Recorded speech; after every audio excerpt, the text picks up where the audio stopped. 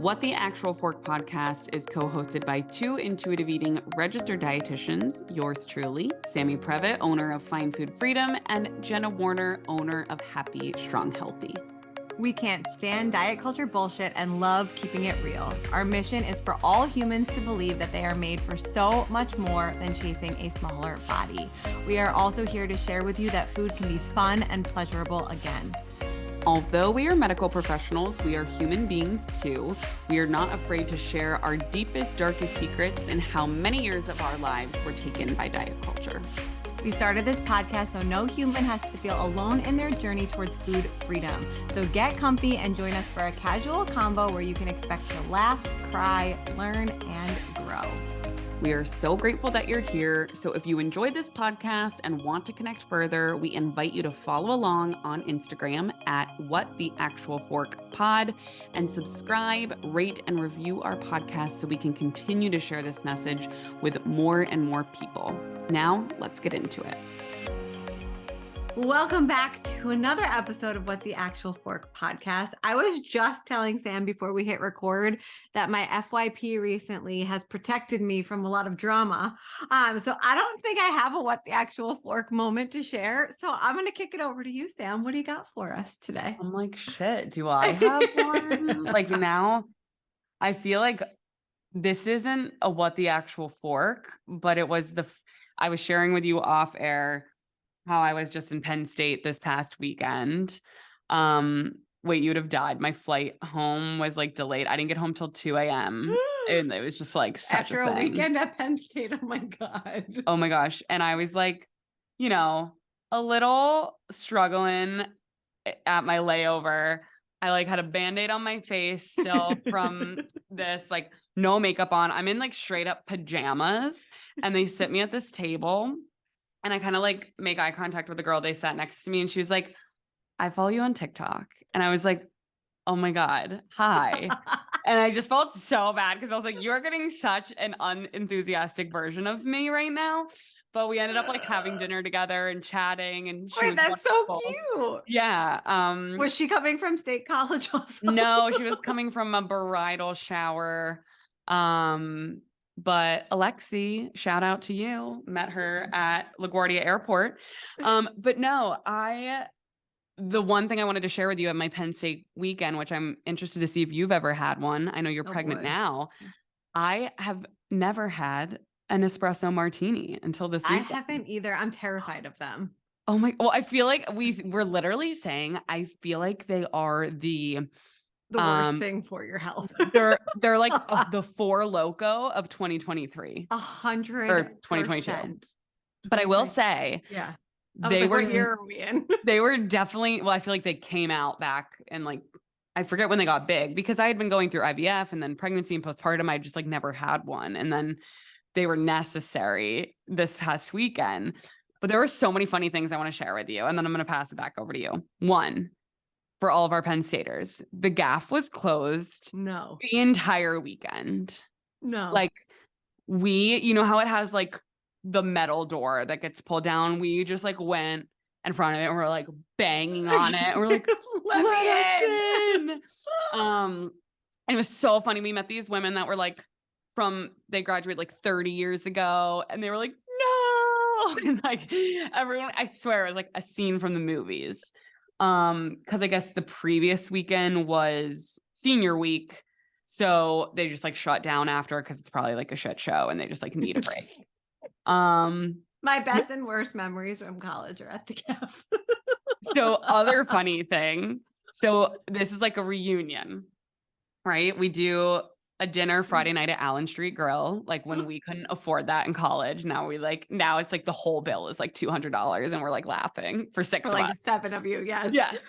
And we were like, should we go home? Cause at this point we're like in our jammies, like looking at college pictures, like crying. We're laughing so hard, like, which we'll talk about what we would tell our younger selves here in a bit.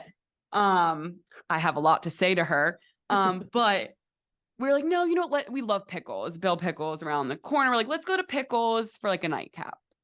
We walk into Pickles and I'm like, there's a lot of men here. Now, I thought I maybe saw some faces I recognized. No way. I was like, Now we're a trip of 6 girls, 1 single gal, all the rest of us married, 2 of us with kids, whatever. Then I start to be like, oh, I know exactly who these men are. It was the Penn State hockey alumni weekend. Oh And the no. entire hockey team of many generations was there. So this was just like, it's their first annual. So of course, I start firing off texts to people being like, you should be here as an honorary member of the hockey alumni weekend. But it ended up being really fun. We had a few friends from a few different classes that I knew well. And it was really funny, and it was a fun weekend, and there was just a lot of laughter. I haven't laughed that hard in a really long time. Speaking of Penn State hockey, I was walking my dog the other day, and you know how like you save a phone number like in your phone, and like you haven't seen it in like forever. I was walking Quincy, I was like legit in my pajamas, and I get this text from a member of the Penn State hockey team, like back when I was in college, and I'm like, there's a butt dial, and like close it. And I'm like, I'm not gonna open, like, I'm gonna keep walking, whatever. No. Like, I open it. He's like, Jenna, I just saw you walking your dog on XYZ street. I moved down the street from you. I'm like, I literally haven't seen this name pop up on my phone since like 2008. Like, what are the chances? That is You hilarious. even recognized me. Oh, I was dying. Oh, I wish I was with you. I was watching your stories and I was like, I don't even recognize where she is. Like, that's how far removed I am from Penn State. Oh, yeah. It was, I mean, we spent a lot of time at Pickles. The gaff was closed. I call it the Second, but that's not the name of it. It's the bar. I think it's called the Local Whiskey above the First. It's like owned by the First, and it's like a boot. That's where we had all our espresso martinis. But Sunday we just walked all around campus.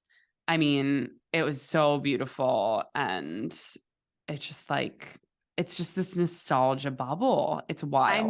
I just needed my phone to figure out how many years I've been out of college, and it's 14. Like, well, mine's 10. This was like our 10-year reunion. Oh. Did you used to go to Irving's back in the day at Penn State? Yeah, for sure. So we like got Irving's every day. Shout out to our favorite smoothie, the Joe Papaya smoothie. We were just like hopping around all our. Did you go to the creamery? So we walked past it on Sunday, but we had like literally just ate and had like huge iced lattes in our hands. So it just like wasn't the right time. But of course it was packed and buzzing. Walked through East Halls, got a picture. I was with my freshman roommate, my current very good friend. So we took our picture outside McKean Hall. Like, it's just, we also found, I can't read them because of many reasons, but we found my freshman roommate. I want to hear about your freshman roommate, but my freshman roommate and I met in like one of those Penn State Facebook groups. And I'm like scared to say this because if anybody hears it, it could be very detrimental. So if you go into your Facebook, anybody you're friends with, you can pull up your chat with them since the beginning of time. Stop. First of all, you and I need to pull our chat up together. When I tell you, I'm gonna look you up. We acted out. I read my part. She read her part. We read our back and forth of how we started talking and basically like flirting and interviewing each other. Oh my God, we were crying, laughing, like, but also, wait, it's terrible. Jenna, remove Facebook, seal it with a bomb because it's scary. Wait, I'm gonna. You and I don't have any, but my friend, one of my best friends, Brooke, our first message to each other is from October 2005. Yes, it goes all the way back. I'm like, how does Facebook? People are worried about TikTok information sharing. No, we got TikTok in 2020. You want to cancel someone? Go on Facebook and read your chats. You're going to cry laughing. Send it to all your friends. Wait, there are so many, like between her and I, Brooke, if you ever listen to this, we sent each other like those chain messages, like, don't break this. Yes. Dude, you will be crying, Send pissing this your back pants. in 15 minutes. You will be crying laughing when you start to read your conversations. So that's what this weekend, it was just like belly laughing with girls and figuring that out, and also being very scared to open old I Facebook am chats. dying. I cannot wait to tell my friends. So it's funny. I don't know. I don't think that you are the same, because I know you have some very close friends from high school, but I have few friends from high school that I've like kept in touch with like very consistently, but my college Penn State best friends are like my life. Yes. Like that's my mom crew. Like nobody lives near me. Yeah. But Same. I'm in like Florida. I isolate right. myself, so I get it. But like that is, I think back to like that life, and like there's so many things which we'll get into in a second that I wish I could have changed or could change, but like what a blessing it is if you are able to go to college and like that type of experience and like live either with or around the corner from like your 6 best friends, 7 best friends, whatever it is, and like be like, hey, who wants to go do XYZ? And like, there's always someone available. Like, especially in this season of life right now, where it's like, in order to do something, like you and I have to plan like 6 months in advance to see each other and get childcare and whatever else and make sure one of us isn't pregnant. It's like, it's just so different. I long for that sometimes. We were walking up, like, around the corner from McClanahan's. We were walking like up Shortledge, like going into the hub. These And words. and I was just like, and I think this is like every season of life, this could ring true, but like obviously when, it's like we're 6 best friends that live nowhere near each other. We're all together for this weekend. We're in like a time warp. And it's like, you had no idea how good you had it. And not that that means like my life sucks now by any means. It's just very different. And every stage of life is like that. I feel like when you're in college, you look back at high school and you're like, oh my God, the things I worried about. And then, you're in post grad life and you look back at college and you're like, holy shit, how was I stressed? And now I'm like married with a As child, a running a parent. business. And I'm looking back at Penn State being like, what I would give to know what I know now and go back and relive these years with a different perspective. Like, yeah, it's insane. So that's like a perfect segue into what I would love to chat about today, because I started thinking like tomorrow I turn 36, which is like, Yay! I'm no longer mid 30s. It will be my late 30s, which again, like when I was 14 years younger in college, like I thought this was like ancient. I thought this was like my mom. And now I am a mom and I'm like, I'm so young. Like, right. But like there is so much as like a quote unquote elder millennial that like I wish I could go back and tell my younger self. And it's funny, not funny, but I got an alert today I was like logging into my Google Drive and it was like, you are dangerously out of space. It's like, do you want to start deleting things? So like I'm going through like so much old ShopRite stuff that I'm like, goodbye calendars, like all of that stuff that was in there still. But I found like this whole folder of like workout videos. And I started thinking, I was watching like a couple of them and like all I could think about, and these are from like 9 years ago. And I'm looking at them and I'm like, how could this human being be so unhappy with that body? And like watching like how strong I am in them and like, just all of the things that just goes to show like it's never about your body. And there's so much that I wish that I could go back and tell that younger version of me, and for sure the college version of me who ate like those big huge bags. I didn't have an allergy at the time. I used to eat like a bag of nuts and cheese as like my meal. It was like keto before keto was cool, and like then go binge drink all night. Wait, Like, I listened to everything you said and I echo it, and I can't wait to get into this, these tips and things, but I could not help. I was like trying not to giggle because whenever you said fitness videos, all I could think about was the videos at ShopRite when we did Fitness Friday. I still have those. You better watch out. Which we can maybe as promo for this episode, we'll have Chelsea share those on social to be like, if you want to know what the fuck these videos are, listen to the podcast this week. I can't even think about that without cringing and whatnot. So, all right, well, let's go back and forth. I want to hear from you first of whether it's college version of Jenna, just younger version of Jenna. What is one thing you wish you knew then, or that you could tell your younger self? I think, and again, this comes with time and experience and like wisdom and like, coulda, shoulda, woulda. But everything when I look back at like the pattern is I was constantly searching for a quote unquote happiness to be found in the pursuit of changing my body. And even when I was very heavy air quotes successful in changing my body, it never brought happiness and it only hurt my health. But like when you think about like the stages of life, like the college version, I remember doing all of the things to like keep myself, wherever I thought I needed to be. I remember when I moved to Hoboken, how dangerous really and unhealthy my habits were. And, even in that fitness era of my life, like I looked quote unquote healthy throughout all of these stages, but in no way, shape, or form were any of those versions of myself healthy. Like, and so it's a really tough lesson. And I don't know that somebody when they're 18 years old is ready to hear it, but like, you have to understand that like your health and your weight are not the same thing. And like, how do you tell someone who's 18 that? I don't know. If you're listening, let us know if this resonates with you.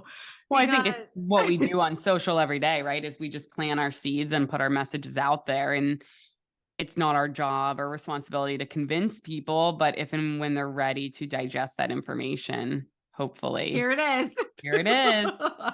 Because you think about it and it's this like constant hamster wheel of chasing this like thin ideal or this physical change, whatever that means to you. And like it brings you back to the same place. And hopefully that's all it does, because weight cycling, we know the health implications long-term of weight cycling. We know the mental health implications of the continual pursuit of wanting to change your body. And like, your best case scenario is that it brings you back to the same starting point, right? Like there are so many much less good scenarios, for lack of a better term. We're filming later than normal today. As you can tell, I'm tired. Jenna's reaching her peak. I'm sweating. But I think that that's like, again, it's just a pattern. And like, I've clearly been part of that pattern for many seasons of my life. And it's taken a really long time to like really be able to see that and get myself out of it, even as a registered dietitian. So I can imagine the frustration and the pain that others might feel. Yeah. Oof. That was a good turn. One. Yay. Well, I feel like this always happens where it's like patterns and themes and, things that you're seeing on your account or things you're talking about. It just like is a perfect parallel. So I just hosted today for our membership at Find Food Freedom. We did a masterclass called Physical versus Mental Restriction. Oh, I saw that promo. That's a good one. Thank you. Yeah. It's so common for people, right? Because if the physical restriction is present, mental restriction will always be present. So for those listening, right, if you're saying I'm not allowed to have X, Y, and Z physical restriction, then when you finally do eat X, Y, or Z, that mental restriction is going to be there of like, I shouldn't be eating this. Why am I doing this? I'm such a bad person. And people that go on their intuitive eating journey oftentimes will say to me, Sammy, I'm not physically restricting. Like I'm eating the carbs and the pizza and the cake and the cookies, but I still feel out of control. And I'm like, okay, yeah, you're physically eating it, but are you mentally and emotionally allowing yourself to enjoy the food? Or is there still negative self-talk that's saying like, I shouldn't be eating this. I'm such a bad person. Why can't I stop eating this, Such a good etc. point. Because you can remove the physical restriction and the mental restriction is still there. So Like you're getting anyways, the biological need, correct. but you're feeling the guilt or shame from it or because of it. Correct. So in this masterclass, we dove deep into make peace with food and challenge the food police and the two principles and really how to integrate these with different counseling techniques and whatnot. And the CBT, cognitive behavioral therapy model, came up where I think of younger Sammy, who never had therapy, thought that therapy was only for people who were mentally ill or, needed to be checked into a psych ward. It had this stigma about it back in the day, when it's like, no, literally everyone should be going to therapy. But so when we look at the CBT model, it's very, your beliefs impact your thoughts, impact your behaviors. And I keep thinking about younger diet culture version of me and or any person that's entrenched in diet culture. They're saying, and when I say they, like me as the younger me, just tell me what to eat. Just tell me what to do. Just tell me what calorie count to follow. Just tell me what macros to follow. Just tell me what workout to do.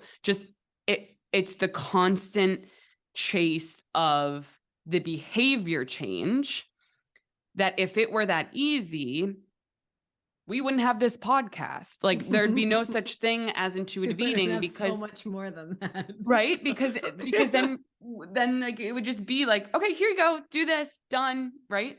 And so it makes me think of younger version of me.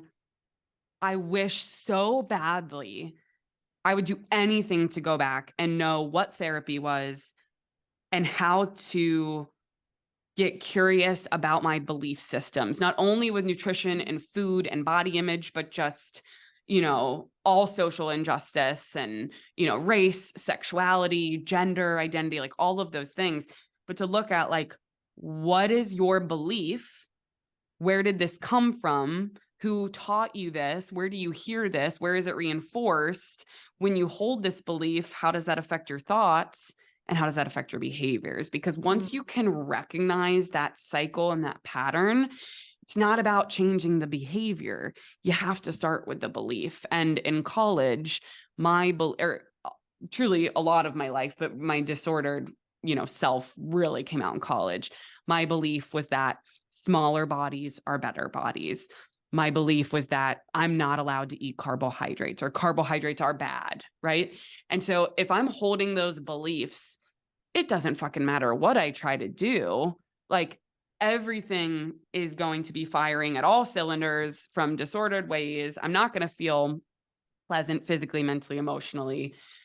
And so I just wish, to boil it down to a much shorter thing, I wish I went to therapy at a very young age. That. Well, so to build off of that, because I think you just dropped some like huge knowledge bombs there that are like so important. So what would you tell to like build on that?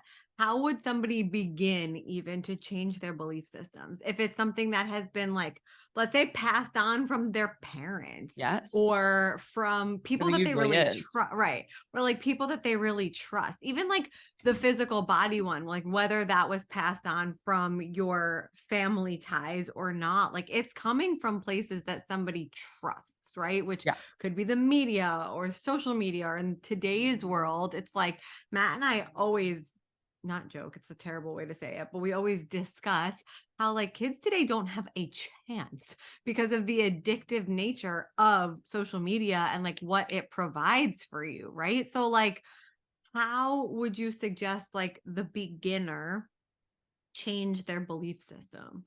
Yeah, that's a great question. And or I think challenge it. Yeah. So I think the first step, as much as people want, again, the fix it and the how to, is the awareness piece, because we have thousands and thousands of belief systems ingrained in us that are all so intertwined and affect one another. And so, I would invite people to get a notebook out, start a note in your phone. And if we're, let's say for the sake of this podcast, keeping it food and body related, to start to write down every belief that pops into your brain about diet culture. So if it's like, carbs are bad, or this has too much sugar, or, a smaller body is better, whatever it is, just build out a list of every belief. And then I think it's recognizing and building awareness that those are beliefs.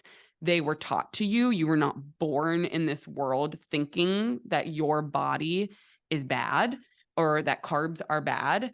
And so then that next step is exactly what you said.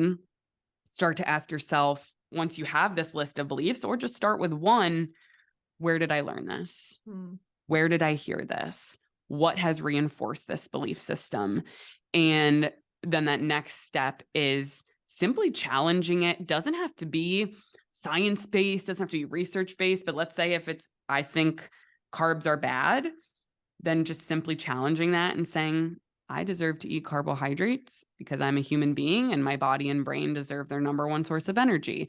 So it's giving yourself grace that if you've had 5, 10, 20, 30, 40, 50 years of these belief systems, the diet culture belief systems, that it's going to take a lot of time to build awareness and to respond to them and challenge them. But I do think writing them down, seeing them, can be really helpful.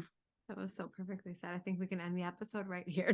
You're like, and scene, but not really. Not really. I'm coming off of a masterclass, so honestly, no, I have you are it like all, well versed, and ready to that was go. like poetic, and it's so true. And like the only thing that I would add to it is something I find helpful with clients, and I have one client in specifics that we're doing this work together, and it's tough and it's challenging, and it's like, where is the truth? It's like two truths and a lie. It's like, okay, so if you believe that carbs make you a bad person, how would you separate that, untangle that, and like, what is a bad person to you? Like, what does that mean? And like, what does a bad person do? Or like, for example, one of the ones we worked through together recently was like, I'm so lazy because I blah, blah, blah.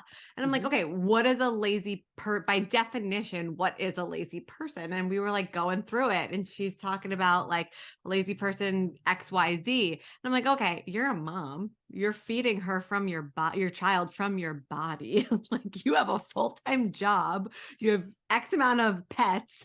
You're married, so there's like relationship that you're upholding here. Like you food shop, you do all of these things. Like a lazy person doesn't do all of these things. Like you can't be lazy and breastfeed. Like you just can't. Like, can't do it. I can confirm that after 9 months of breastfeeding, that is absolutely impossible. Right? Like it's just not, by definition, they're not the same. So it's like, can you meet these thoughts with some facts and some truths, and understanding that like, yes, you believe these things because you were taught these things, and it's going to take some time to untangle them. But like, if we can meet them with reality, like it's so much easier to like get closer to like that untangling piece, which takes so much time. So much time and compassion. And I think, when we think about the diet culture voices that exist in our heads, they're not compassionate. No. They're so fucking rude. And we would never speak that way to people we love. And so once we can start to recognize what our beliefs are and how those impact our thoughts and our emotions, we eventually can become kinder in how we respond to ourselves. And so it's so hard. And I think people want such a quick fix with it. But truly, I tell people, if you can even just be in the awareness stage, just having awareness of the thoughts and the mental restriction and all of that, that's huge. And sometimes that takes years to just even be in the awareness stage and not even making change or not even actively challenging yet. So another piece of that too is that a younger me didn't understand is boundaries, right? So like in order to heal from those beliefs, you really need to set boundaries on the person or people who enforce them, right? And that's not saying, especially if it's your parents, it's not saying stay away from them. It's setting the boundary of we're not talking about this anymore. Mhm. Or like, this topic is off limits for me in this moment as I X, Y, and Z, or, you know, whatever that looks like, feels like, is like for the person.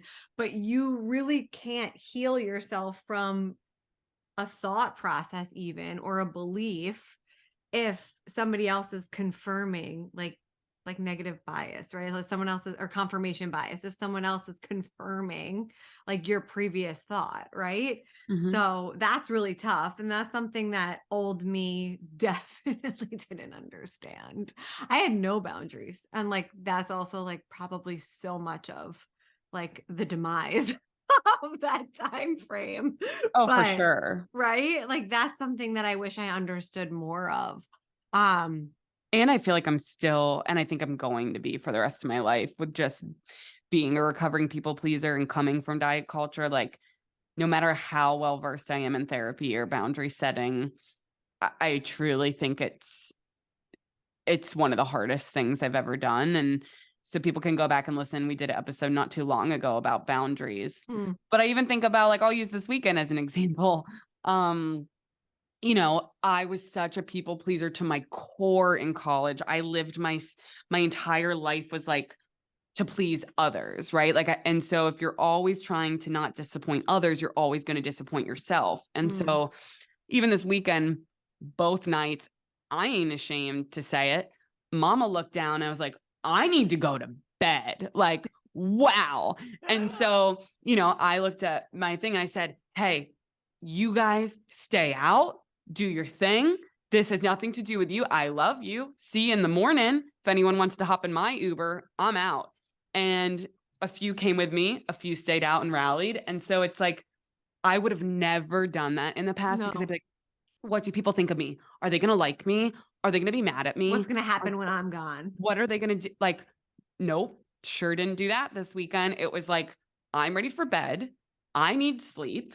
And that's all it is. And carried on living my life. So like that's just like a little example. That's not even like a diet culture example, but just of like, hey, what stating what I need to people and recognizing. And again, like my girlfriends are like so supportive. It's not like anyone was like, you bitch, you don't want to hang out with us. Like someone could have done that, but they didn't. So obviously it's like easy when you have very supportive people you're setting boundaries with, but recognizing no matter how the response would have been, like I'm stating my need and moving on, right? And Yeah. that's like so hard to do though. And even that, like there was still a part of me that was like, I don't want to, but I was like, no, like I need to go to bed. Like I need this. Oh my God. That's one of the hardest things for me about girls' trips, is because like there are two very different groups of like moms specifically, but also like, you know, what, older girlfriends. Like it's the ones that can party still and the ones that can't. And And I we're am on the all in the I'm on the can't can't. camp. We were all in the can't camp.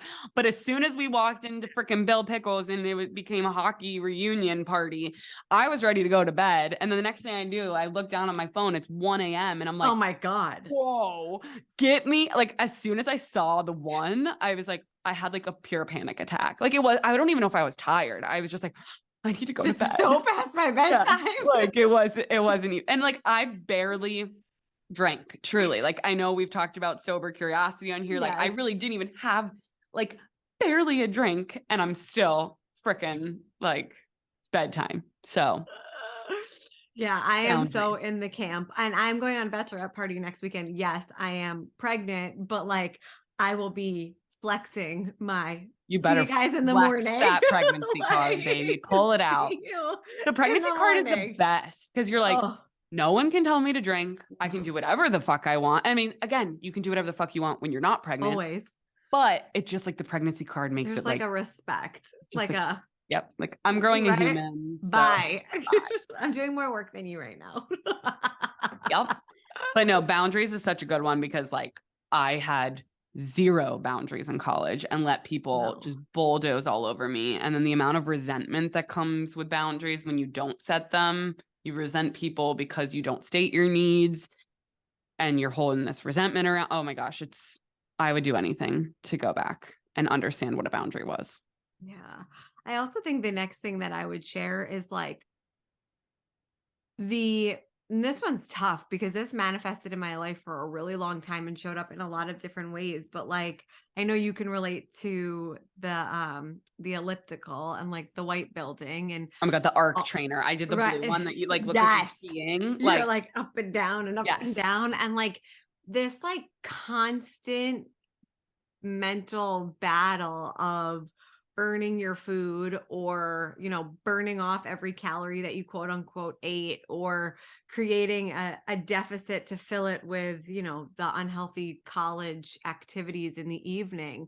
Like I wasted so much time being stuck in that mindset where I could have been making memories, getting better grades, maybe like studying, but also spending time with friends. And I think, I have friends who never exercised, like that was just not like their thing. And they had their unhealthy, relationships with things in other ways. But I think back to how much time I wasted trying to chase this like neutral space where like I didn't change, right? Or maybe I wasn't chasing change, quote unquote, but it was like this fear of changing or Like fear of fear. weight gain. Like I need to burn Yeah. off so Like I I don't have gain to weight. stay right here for like forever because anything different than that would be like detrimental. So it was like this constant like wasting of time, like waking up early or going to bed late and like, oh, I just know how much time that I wasted doing that throughout many phases of my life. And I would love to take that back. And also the tanning beds that I went to in high school and Oh, college. Please don't do that. Any youth listening right now, I don't even know if they're still a thing. I feel like they are. I feel like Retro Fitness still has tanning beds as like part of their membership perk. But like, I feel like please don't. I'm like holding us accountable that we both need to send Chelsea a picture of our younger selves because the On my entire Facebook. weekend at Penn State, my girlfriends were like, Sammy, how was your skin this color? And how didn't any of us think to like say, hey, maybe shouldn't go tanning, you know? Um, My in best friend worked in the tanning oh, beds. same, Planet same. Sun or like whatever it Yes, was called at Penn yes. State. Oh my God, And the she would one be was like, like sneak us in. we literally walked past it. Thank God it's gone, went out of business. I would Find go to it. the one you would put your hands up and you would literally be naked and they would just like burn your nipples. Like you were just But you would naked. have the Playboy bunny sticker on so that Yes. you could see how tan you got, right? Oh my God. So yeah, don't go tanning. Like there's no even way to like call people in kindly to that one. Like we're done. It's No. 2023. Listen to last week's episode or a few weeks back about skin checks. Skin Like cancer. we're not doing this anymore. But I do want to definitely echo what you said. I said literally these exact words.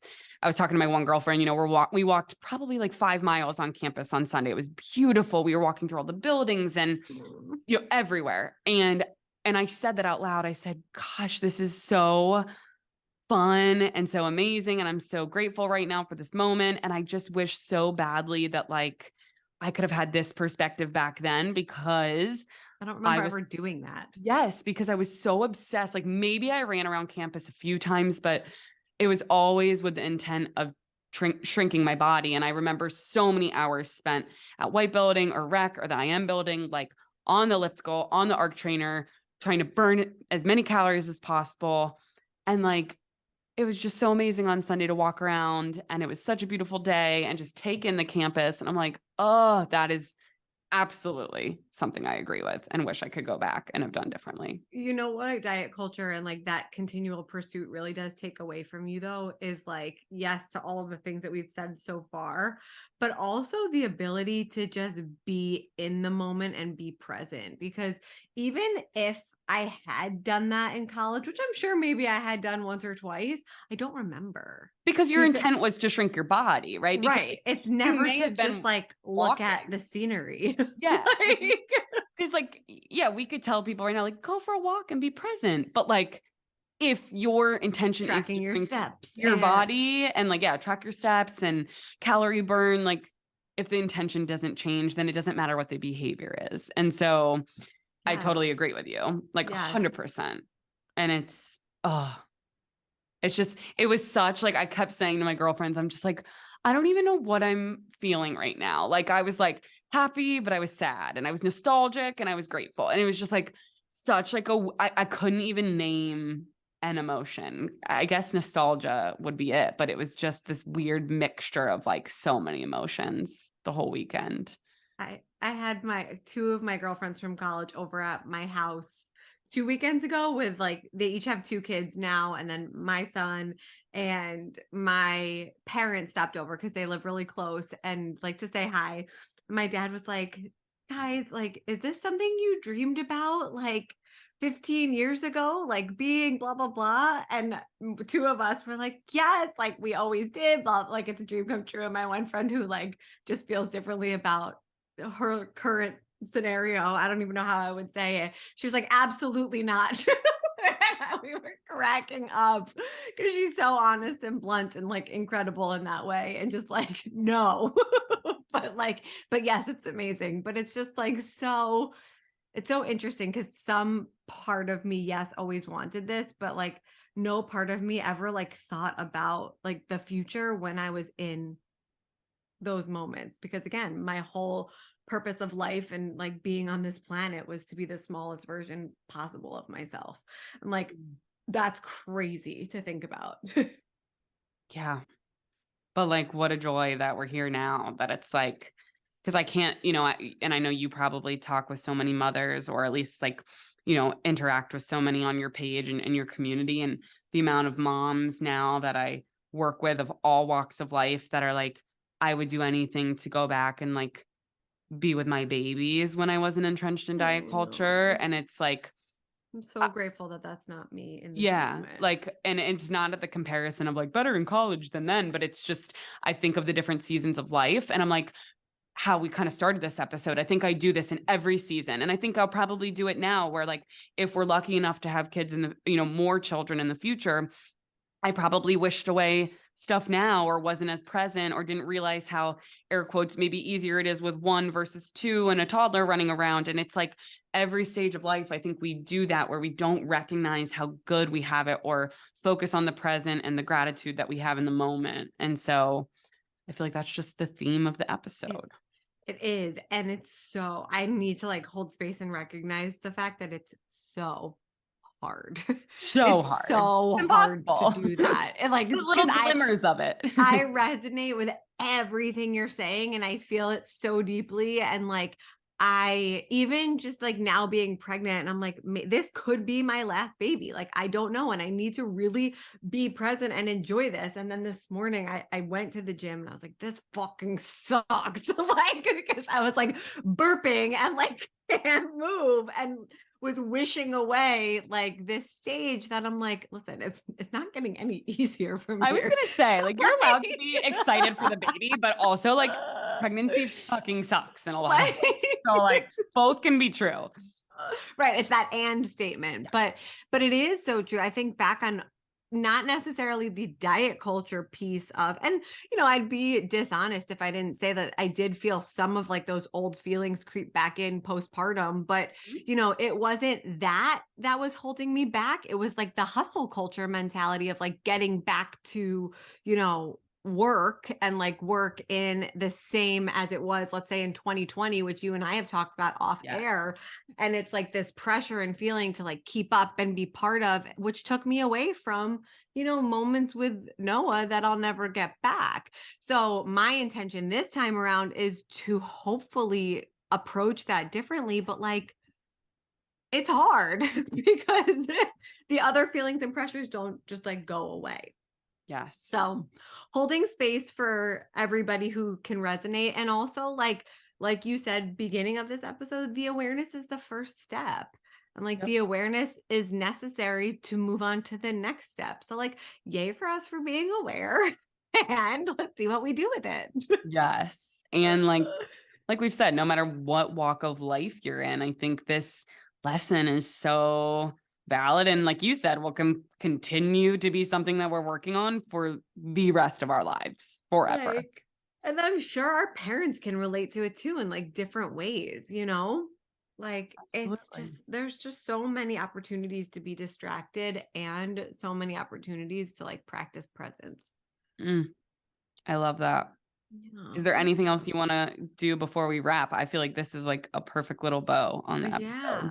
I would just say, if you are currently in one of the stages of life that we've described, there's no judgment. If you have these same feelings, and you're currently in them, bringing awareness to the fact that they're there and they're coming up, and that you might have the ability to create some change, for future you. Yeah, I love that. Thank you guys so much for listening to another episode of What the Actual Fork Pod. We know there are a lot of pods out there, and we are so grateful that you are here listening with us. So if you enjoyed today's episode, please be sure to subscribe, like, share with all of your friends and faves, and don't forget to rate and review and let us know what you want to hear more of. The more we hear from you, the more that we can make these episodes exactly what you want.